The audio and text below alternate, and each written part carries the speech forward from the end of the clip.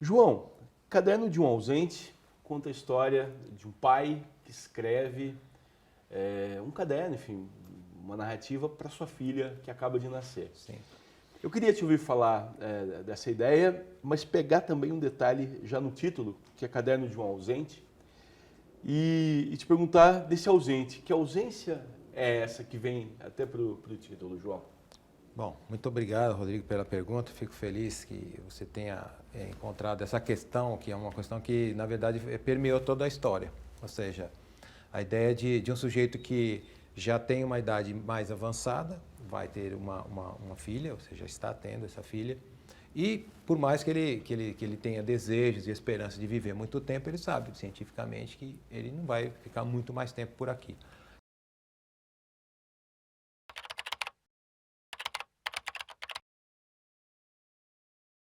Então, surgiu a ideia dele já lembrar que com essa chegada, essas boas-vindas que ele está dando para essa criança, é também uma certeza de que um dia ele estará ausente na vida, dessa menina que está chegando. E, na verdade, então ele vai escrevendo esse livro para um dia, quando ele não estiver mais, ela entender algumas coisas que ele, então, deixou escrito. Só que essa ausência já vai entrando também na própria escrita. À medida que eu fui escrevendo, como eram em fragmentos, uma espécie de caderno, não chega a ser uma agenda, nem chega a ser um diário, mas são determinados instantes que ele tem o desejo de escrever sobre alguns temas para falar com ela. Eu fui encontrando espaços entre o que ele escreveu num dia e o que ele escreveu no outro. E aí a gente também, as páginas do livro têm esses espaços, deixando já a entrada da ausência. Porque, de certa maneira, o presente é formado de ausências também, né? Os ditos são formados dos não ditos. E a palavra também está permeada de silêncio. Então, isso foi uma coisa que me deu muito desejo de escrever dessa maneira. Já, a princípio, o livro ia se chamar Ausência, mas com o tempo ele se tornou, né, o caderno de um ausente, esse homem que um dia estará ausente, embora tão presente seja a história na vida, né, dele e dela.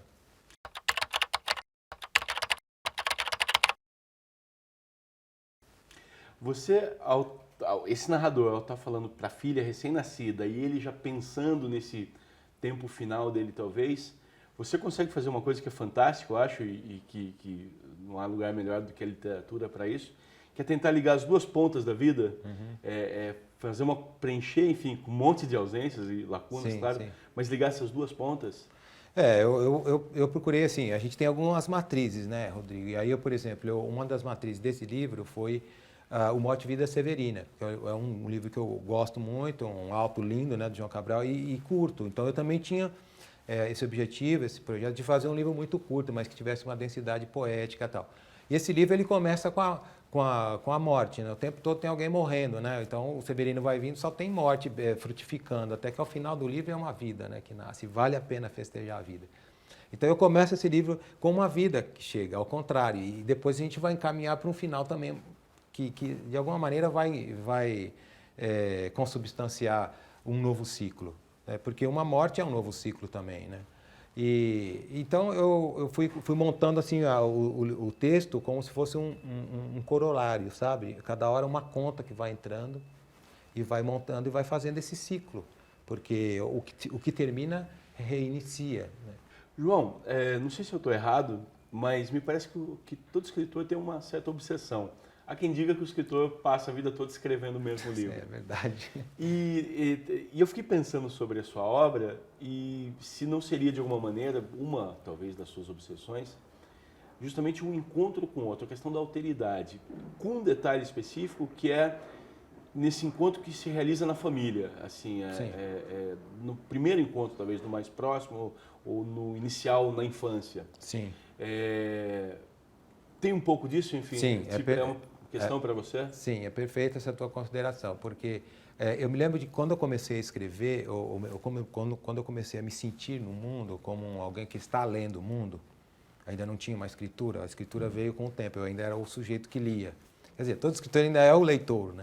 Mas é um período, o período inicial da vida é um período de leitura das coisas. Você ainda não construiu uma história, ela está ainda, quando você já está mais adiante, você já tem a leitura e a escritura também da tua vida, já tem uma trajetória. A coisa que me tocava muito era ver o outro, porque o outro era, para mim, era uma descoberta, sempre uma maravilha ou uma surpresa. E o outro nasce dentro, quer dizer, o contato com o outro primeiro se dá dentro de casa. Quer dizer, você vê o pai, ele é diferente de você vê a mãe, ele é diferente, o outro irmão também o vizinho, quer dizer, então o ciclo familiar, o avô, a avó, todos eles te dão um exemplo das várias fases da vida, da diversidade humana, das possibilidades da condição humana. Então, isso sempre me tocou, e quando criança, eu comecei a perceber a alteridade. E também aprendi a ver isso com muito respeito, porque o outro é alguém que você tem que ter uma solenidade para cuidar, você não pode invadir o outro, então você tem que se aproximar vagarosamente. Com isso, a minha obra, com o tempo, ela sempre tematizou o núcleo familiar e sempre abrindo a câmera devagar, indo se aproximando. Eu sempre delinei um ambiente e aí vou colocando esses personagens ali se encontrando. Talvez seja por isso também que muito da minha obra tem poucos diálogos, se fala pouco e se encontra outras linguagens ali presentes, quer dizer, um olhar, um movimento, um gesto, coisas, né, dessa natureza, né? Eu até te contava que eu tive semana passada com o Rufato, falando sobre flores artificiais, e a gente sabe que um tema está ainda mais forte agora na obra dele é a questão do desenraizamento. Enfim, as famílias, aquele núcleo familiar conhecido que vai se desarticulando. Porém, ainda que mude, ainda existe a família é um componente fundamental para o indivíduo nessa relação com o outro, não é? A sua obra mostra isso, né? Sim, sim, acho que sem dúvida. E eu acho que alguns escritores brasileiros tematizaram isso em outros momentos, tal. E é claro, cada um, como você estava lembrando, tem as suas obsessões. Então, há escritores que vão na raiz do indivíduo, outros que gostam de trabalhar mais, digamos, temáticas sociais, enfim, cada um, né, vai buscar trazer para a literatura essas inquietações. Eu penso que sim, que não foi uma escolha. Parece que eu me expresso assim, então eu tenho que aceitar. Eu tenho que procurar, inclusive, radicalizar na hora da linguagem, buscar trabalhar mais, que eu penso que tentei fazer nesse livro. Quer dizer, tem uma obra contística que tem sempre o espaço da família ali sendo, né, integrado ou sendo desintegrado, mas ali ele é pautado. E no romance Aos 7 aos 40, esse primeiro romance, é a história de um sujeito, mas também ele no passado com uma família que ele recebeu e depois no futuro com a família que ele se dá. Mas esse O Caderno de um Ausente, ele já também um pai falando com a sua filha, mas há um trabalho, vamos dizer, mais intenso, pelo menos me deu essa impressão, eu senti fazendo isso o tempo todo, né, corpóreo, uma coisa visceral, com a linguagem. Então aí eu já tinha um diálogo maior com, digamos, esse pai personagem e essa criança que chega como uma outra família que está se formando, né, no contemporâneo. Não foi, vamos dizer, proposital, mas se você for ver, hoje há um contingente muito grande de pais mais velhos ou que já tiveram uma família com filhos maiores e tal, e ainda hoje podem ter um segundo casamento e aí tem filhos com outra idade e tal. Então isso também está acontecendo, né? Então é um acenácio de outras possibilidades familiares que num outro tempo eram quase que banidas ou quase que impossíveis e tal, né? Então isso acabou descendo para a obra, embora não fosse uma temática que eu me interessasse por esse lado específico, por ser comum, por ser mais, vamos dizer, frequente no cotidiano. Mas porque era algo que me inquietava, que me levou a pensar nessa ligação familiar, nesse caso de um pai com uma filha. Porque se você vê no próprio, né, pós-fácil de Zé Luiz Passos, que ele sinaliza, porque conhece bastante minha obra contística, que eu trabalho muito nos contos com pai e filho. Então, as mulheres ali não tinham muita presença. E nesse livro é uma história de um pai com uma filha. Falando no José Luiz Passos, que já até deu uma entrevista para a gente aqui, quando ele lançou o Sonâmbulo Amador, ele nota algo que é fundamental, eu acho, no teu livro. Logo de cara ele chama atenção para isso. Ele diz que na arte de João Azanello Carrascosa, a delicadeza é valor incontornável.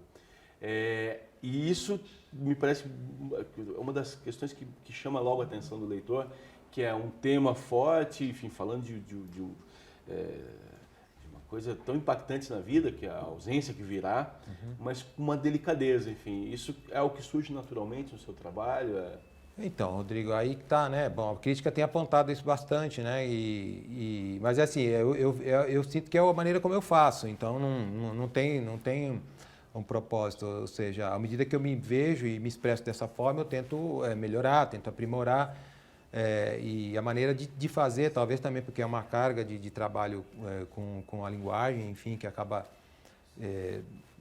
sinalizando até essa espécie de prosa poética, enfim, de um texto que não está só preocupado com a narração, mas como se narra também, a maneira como você vai fazendo o trabalho com a palavra vai te convencendo também, né? Porque a história é uma peça de convencimento, né?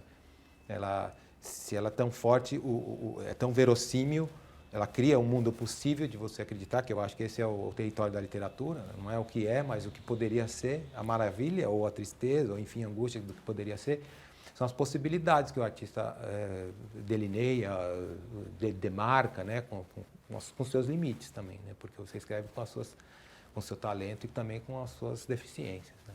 Você falou da prosa poética, eu vi você falando uma vez algo interessante, que é quando você descobriu a poesia, acho que através do Drummond, Sim. e que na tua prosa você deixa espaço um pouco para a poesia invadir a prosa. É isso, enfim, essa comunhão de prosa e poesia?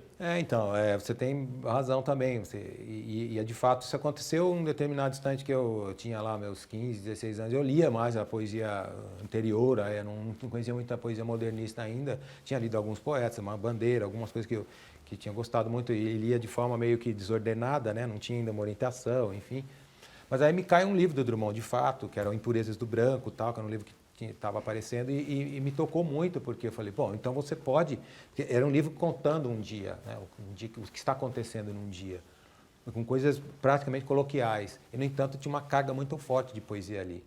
E aí isso foi, de alguma maneira, me fazendo crer que eu pertencia a uma certa família literária, um dia, né, se fosse desenvolver uma obra, mas pelo menos como leitor ela já aparecia, que tinha uma mistura, que era possível você narrar, mas não só de forma factual, documental, jornalística, você narrar os acontecimentos, mas trabalhando de tal forma com o seu texto que ele também pudesse estar aberto para a poesia, que ele também fosse uma pele, ele também tivesse a pele da poesia, ou talvez até o coração da poesia.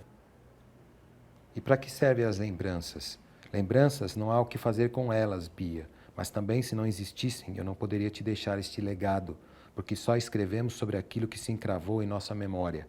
Depois de sentir o oceano debaixo dos pés, fazendo-nos cócegas, não há como senti-lo novamente naquele agora, senão por meio de recordações. Tudo que vivemos é como fogo à beira de folhas secas, só um redemoinho de vento levando-as para longe é capaz de salvá-las da destruição. A primeira vez é sempre a vida virgem, e o que ela renovará um dia, como as estações, será sempre mais fraco que a sua matriz. E às vezes as lembranças inflam como bolhas no calcanhar, Bia. E aí é preciso perfurá-las, porque só será possível seguir nosso curso se delas extrairmos o seu líquido espúrio. Certas lembranças varrem dos nossos olhos as paisagens, enquanto outras, como ventosas, se imantam em nossa memória e nos obrigam a ver nitidamente a escuridão. João, não sei se eu fui longe demais, mas lendo teu livro, eu comecei a pensar num texto que é muito conhecido, muito bonito também, do Benjamin, que é a crise do romance, quando ele diz que a existência, a gente pode pensar na existência como o mar, que a poesia épica, o poeta épico, ele olha, contempla o mar e descansa, enquanto que o romancista, ele resolve atravessar esse mar na solidão, sem um porto à vista. E que a matriz do romance é a solidão do indivíduo no que ele não pode aconselhar, transmitir a experiência. Sim. E eu fiquei pensando nisso, no pai que escreve a filha, que na verdade está falando com ela, mas tem consciência dessa impossibilidade, né? da crise da experiência, da falha na linguagem, né? Você tinha isso em mente? Eu acho que assim, quando eu comecei a escrever esse texto, não, mas aí aos poucos ele foi, eu fui sentindo que ele também trazia essas vamos dizer, essas inquietações desses personagens de forma que também ele estava falando com ela, mas ele estava falando consigo. Porque há coisas que ele está dizendo que tem uma profundidade que, obviamente, não é para uma criança ouvir. Claro que isso seria para o futuro dessa criança. ela quando tiver mais maturidade para entender. Mas o dizer é também uma forma de aceitar, porque ele tem que aceitar que ele estará ausente. E isso dói. E ele também não pode ensinar a experiência que ele tem para o outro. Ele pode partilhar, ele pode dividir, ele pode poetizar essa experiência, ele pode, enfim, tentar, de alguma maneira, abraçar com a sua experiência a vida e trazer o outro um pouco, mas é só o outro que vai te dizer, né, como é que vai ser essa vivência depois, posterior. E eu acho muito bonita essa lembrança que você traz do texto do Benjamin. Eu gosto muito da metáfora do mar, né? E aí, em determinado instante, esse personagem diz, né, que a memória é o lago e a vida é o mar, né? Porque a memória é apenas um pouco daquilo, tudo que é vivido, né? É uma poça. A memória é praticamente um resumo, né? Como também esse personagem diz que a vida é um resumo.